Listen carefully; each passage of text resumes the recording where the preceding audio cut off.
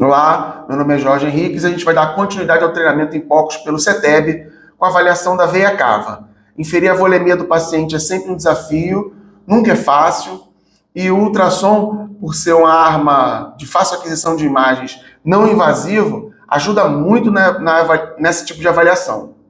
Quando a gente está falando de volemia e de avaliação de status volêmico, a gente está falando basicamente da pressão venosa central, né, da PVC. Tem vários métodos para avaliar a PVC, alguns invasivos, outros não invasivos, e até mesmo laboratoriais. O ultrassom talvez seja um dos melhores, porque a aquisição das imagens é fácil, é não invasivo, e a inferência da PVC é bastante fidedigna. A veia cava tem várias maneiras de ser avaliada. Longitudinal no espaço subchifoide talvez seja mais comum, mas a gente tem ainda transverso, com auxílio do modo M, e transhepático, que pode nos salvar em muitas situações. Quando a gente tem a PVC aumentada, a expectativa é que a cava esteja distendida também. Ela não só fica distendida, quanto a sua colapsabilidade na respiração fica reduzida e ela fica com um formato mais redondo. Menos em forma de D, como é a boa parte das vezes que a gente encontra numa PVC normal. Existe uma tabela para avaliar tamanho da veia cava e a colapsabilidade e inferir como é que está a pressão venosa central. Estou colocando ela aqui na tela. Então, na prática, quando eu tiver uma cava com mais de 20 milímetros e um índice de colapsabilidade muito reduzido, eu sei que eu estou diante de um paciente que tem uma PVC muito aumentada. Talvez esse paciente não consiga receber mais fluidos. A gente tem que excluir as patologias do coração direito e as condições de choque obstrutivo, principalmente TEP e tamponamento pericárdico. Mas, de uma maneira geral, essa tabela que está aqui ela é bastante fidedigna. A gente vai agora no modelo para ver como é que é a aquisição das imagens, como é que são essas imagens e falar um pouco mais das limitações do método. A gente vai primeiro falar das imagens longitudinais, que vão ser adquiridas aqui na região subchifoide.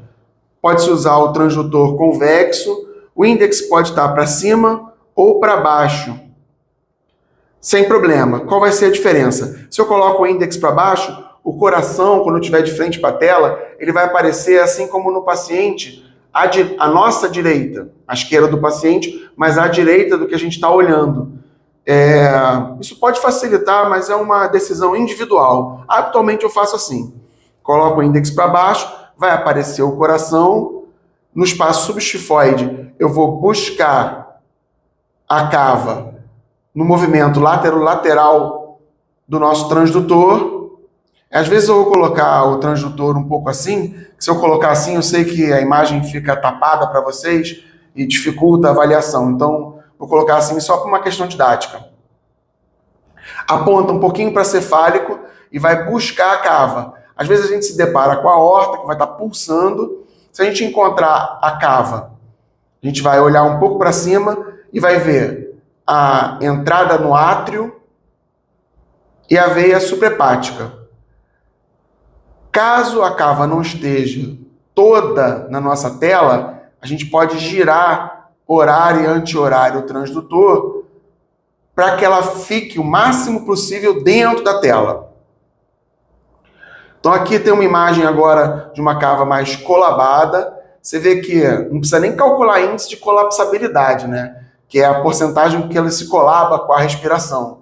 Porque é nítido que a cava está colabando no final da inspiração. De outra forma, a gente pode observar quando a cava está túrgida também, aumentada de tamanho, sem variar conforme a respiração, como a gente está vendo na imagem agora. A gente pode ainda, nessa janela, colocar, girando o transdutor aqui no sentido horário, índice agora virado para a direita do paciente, a cava transversa. A gente vai observar que na PVC normal, quando a cava está com uma distensibilidade adequada, que ela tem um formato meio parecido com um D. Se a gente pegar um corte transversal e longitudinal, ou seja, ver a altura e ver o comprimento, digamos assim, dessa circunferência, quanto mais redondo a cava tiver, maior é a PVC inferida, mais o paciente tende a estar hipervolêmico. Eu posso usar também, nessa situação, o modo M, como a gente está vendo agora na imagem. O modo M, ele vai fazer um filme unidimensional da cava conforme ela estiver se movimentando. A grande questão é que muitas vezes a cava ela vai se mexer anterior e posterior conforme o diafragma vai se movendo na respiração. Então a gente pode ser que a gente não pegue a cava numa mesma secção. Isso é uma limitação do modo M. Eventualmente o paciente pode ter cicatrizes nessa região, curativos cirúrgicos, ou então ele pode estar com o estômago muito cheio, com ar no estômago, e isso atrapalha a nossa janela. Obesidade também, enfisema subcutâneo, uma série de coisas podem atrapalhar a nossa visualização. E a gente pode abrir mão de uma avaliação transhepática. Eu espero que esse conteúdo ajude a melhorar a prática médica de todos nós. Obrigado.